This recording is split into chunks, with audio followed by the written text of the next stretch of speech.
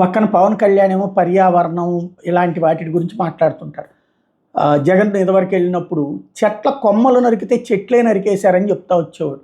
ఇప్పుడు ఒరిజినల్గానే చెట్లు నరుకుతున్నాడు. ఆయన అటవీ శాఖ పర్యావరణ శాఖ మంత్రిగా ఉండగానే అది కూడా అత్యంత పురాతనమైనటువంటి చెట్టుని, వందల ఏళ్ల నాటి ఒంగోలు బొడ్రాయి రావి చెట్టుని అడ్డంగా నరికి పడేశారు మున్సిపాలిటీ అధికారులు.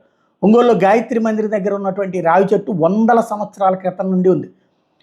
దీన్ని ఇప్పుడు ట్రాఫిక్ అంతరాయం పేరుతో నరికేశారు. యాక్చువల్గా విషయం ఏంటంటే ఇట్లాంటి వాటి విషయంలో ముంగమూరు రోడ్లో వృక్షం ఉన్నటువంటి రోడ్డు పొడవునా ఈ మధ్యన బిర్యానీ సెంటర్లు పెడుతున్నారు. ఆ బిర్యానీ సెంటర్ల కోసమని పీకిపడేశారు. అది వాస్తవంగా ఇట్లాంటివి తీయాలంటే ముందుగా అనుమతి ఉండాలి అని ఇంతకుముందు చెప్పారు కదా. ఇప్పుడు మరి ఏ అనుమతి తీసుకుని ఊడబీకారు? ఇట్లాంటిది ఒక చెట్టు అంత సుదీర్ఘమైనటువంటి వయసు ఉన్నటువంటి చెట్లను తీయాలంటే దాన్ని చెట్టుని ఈవెన్ అమరావతిలోనే చెట్లని తీసుకెళ్ళి ఒక అడవిలాగా మెయింటైన్ చేస్తుంటే ఇక్కడది ఎట్లా నరికి పడేశారు, ఎట్లా పీకి అవతల పడేశారు?